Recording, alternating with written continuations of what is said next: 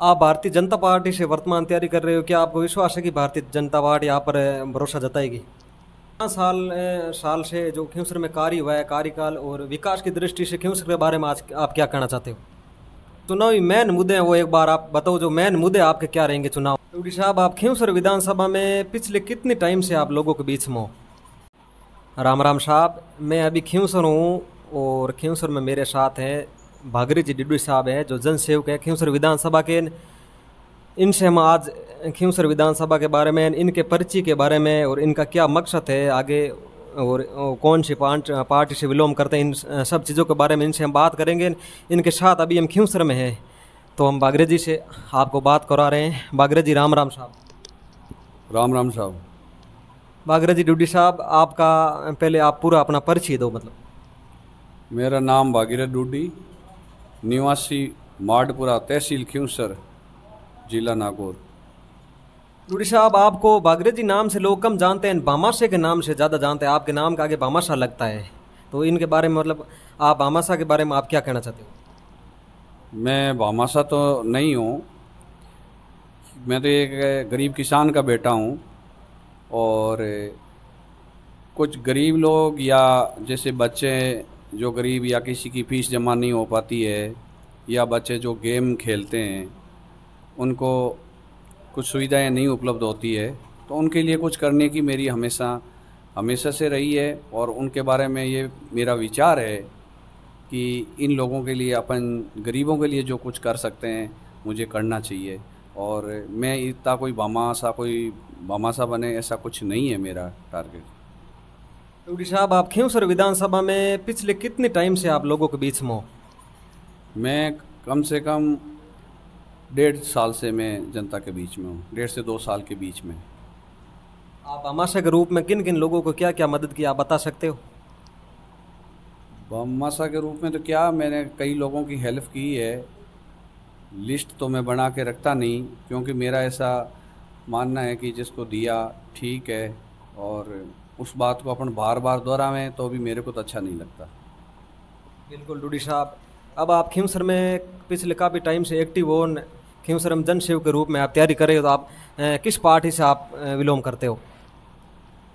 Party तो अभी मैंने तो खुद ने ज्वाइन नहीं की है, पर मेरी हार्दिक इच्छा है कि मुझे बीजेपी पार्टी मौका दे। और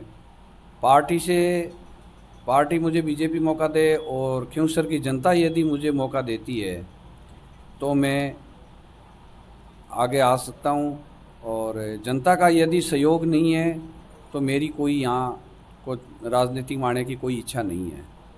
आप पिछले काफ़ी टाइम से जनता के बीच में जनता के बीच में जाते हो, तो आपको जनता के हिसाब से आपको जनता का मानस क्या लग रहा है? जनता का मानस ठीक है। जनता को कुछ नया आदमी चाहिए, और खिंवसर की जनता ने करीब करीब ये मानस बना चुकी है जनता कि यहाँ परिवर्तन होना चाहिए। अच्छा, परिवर्तन में बात यह है कि भाई आज अपन इन जनता के लिए या गरीब लोगों के लिए या किसान के लिए अपन क्या कर सकते हैं। जैसे कई जगह मैंने देखा है खिंवसर तहसील में, जो बच्चे गेम खेलते हैं उनको मैदान प्रोवाइड नहीं होता है, और जब खेलने वाले बच्चों के लिए मैदान या साधन ही नहीं है तो वो बच्चे कैसे खेलेंगे।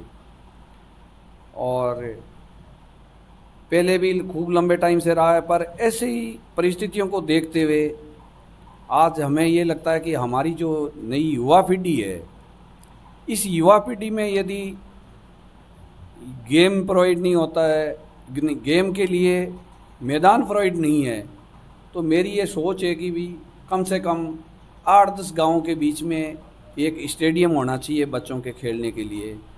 और ये स्टेडियम वगैरह जब ही होगा जब अपने कुछ कर सके। और ये काम एक कोई पर्सनल आदमी का तो होता नहीं है, कम से कम हमें ये चीज़ सरकार से मांग करके सरकार से ये काम करवाना पड़ेगा।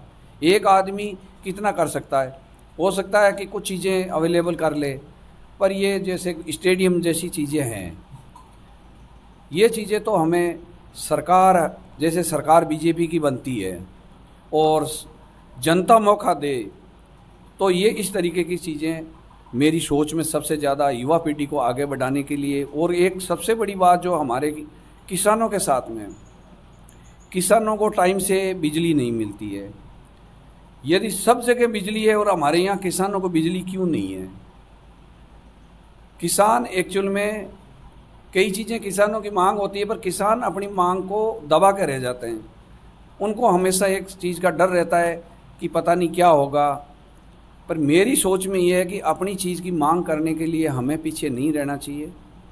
और जैसे किसान की खेती में जब उत्पादन होता है, मेरी सोच में ये है कि यदि किसान को सरकार ने ऋण दिया है और वो ऋण के बाद में कई बार होता है कि भाई हमने ये ऋण माफ़ कर दिया, या हम ये बात कहते हैं सब माफ़ हो, माफ़ तो 50,000 रुपये माफ़ करने के लिए इतनी बड़ी गिनती करवाते रहेंगे कि हमने किसान का 50,000 का कर्जा माफ़ कर दिया, 50,000 का कर दिया।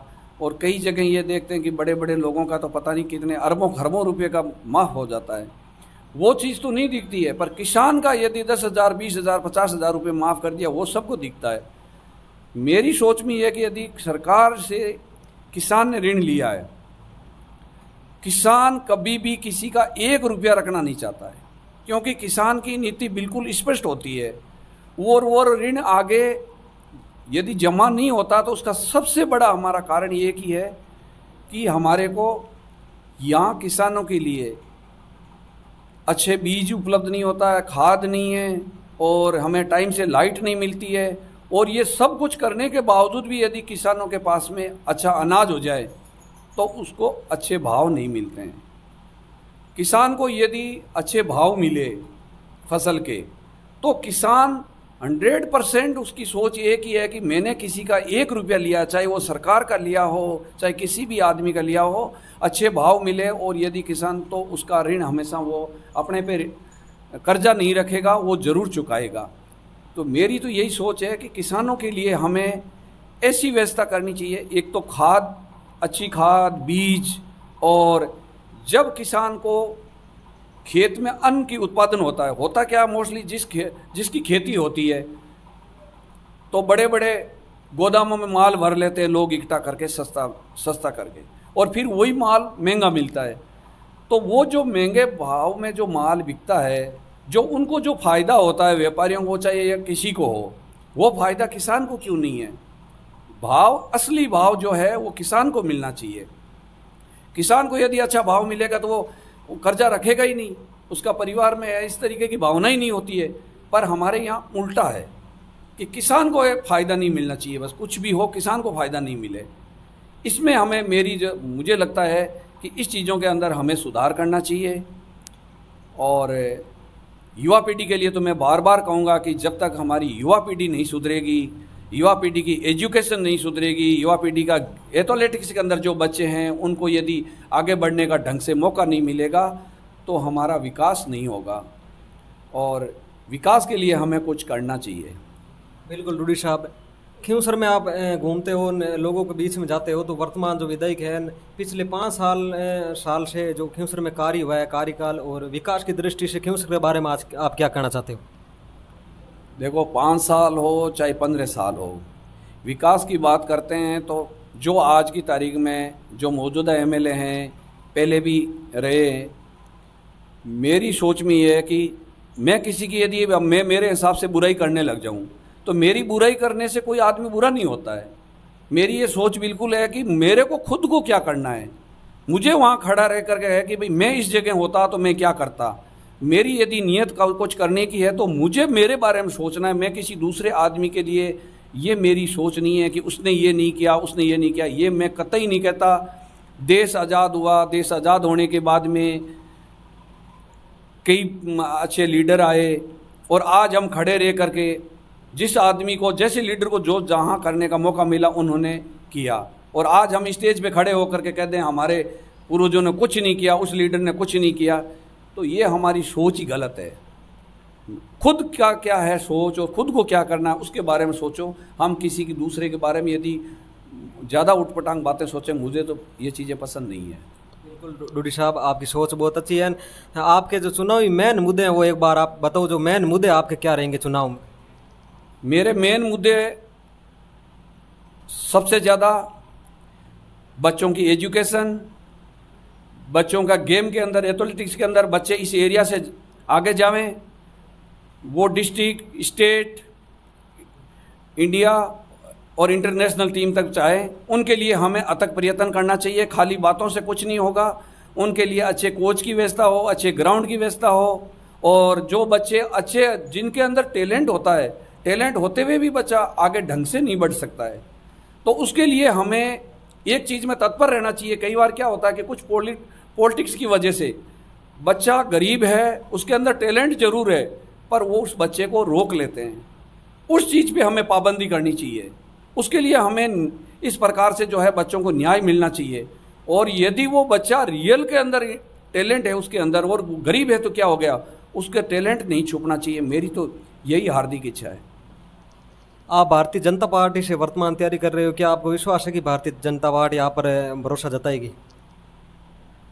भारतीय जनता पार्टी का विश्वास के बारे में बात करें तो मुझे विश्वास है कि वो ज़रूर मेरे पे भरोसा करेंगे। और मेरी सोच ये है कि मेरे को, यदि मैंने अभी तक पार्टी ज्वाइन नहीं की है, पर वैसे देखें तो मेरे भाई साहब और हमारा परिवार जो है काफ़ी लंबे टाइम से इस पार्टी में है। और अब जैसे कई लोग मेरे को ही बोल देते हैं, बीजेपी वाले, तुमने बीजेपी ज्वाइन नहीं की। अरे भाई, बीजेपी ज्वाइन नहीं करना एक अलग बात है। हमने बीजेपी के लिए घात कब किया है? हमेशा बीजेपी का अच्छी जगह साथ दिया है।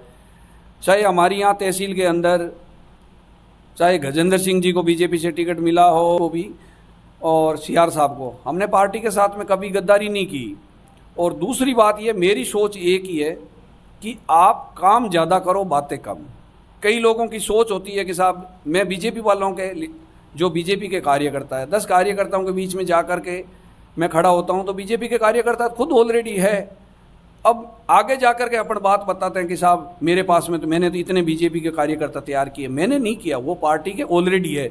मुझे वो करना है जो दूसरे, चाहे वो आरएलपी के हैं, कांग्रेस से है, या कुछ ऐसे लोग हैं जिनको, जो लोग कोई पार्टी को नहीं मान रहे, उनके साथ बैठ करके बात करके हमें पार्टी के साथ जोड़ना है। और 3600 जाति के लोगों को हमें पार्टी के साथ जोड़ करके पार्टी को मजबूत करना है। और पार्टी का यदि हम अपना ईमानदारी से, नैतिकता से काम करेंगे तो पार्टी को विश्वास जरूर होगा। यही मेरी हार्दिक इच्छा है। बिल्कुल डूडी साहब, आपने बहुत अच्छी बात बताई है ना। आप खींवसर विधानसभा के जन सेवक के रूप में हो, और आगे आपका कुछ जो विचार है तो आप बता सकते हो। जैसे आप आगे इस, मतलब 2 महीने 4 महीने अभी चुनाव बचे हैं, उस चुनाव के टाइम तक आप क्या करना चाहते हो आगे? मतलब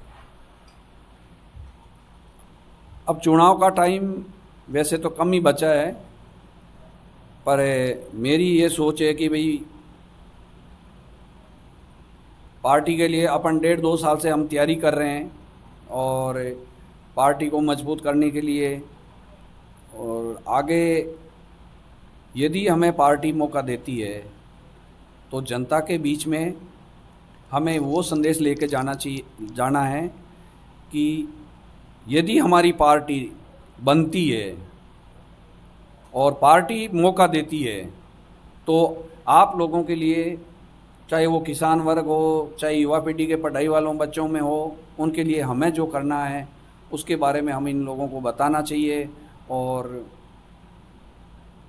बाकी हमें रात दिन मेहनत करके पार्टी को मजबूत करना है। बिल्कुल डूडी साहब, धन्यवाद। आपने अपने विचार मेरे इस चैनल पे रखे हैं, आपका बहुत बहुत तहे दिल से धन्यवाद। आप मेरा फेसबुक और यूट्यूब चैनल देख रहे हैं, और जो भी लोग जुड़े हैं वो मेरे फेसबुक यूट्यूब चैनल को शेयर एवं फॉलो ज़रूर करें। और इसी के साथ मैं अपना समाप्त करता हूँ। आगे वीडियो में फिर मिलते हैं। राम राम साहब।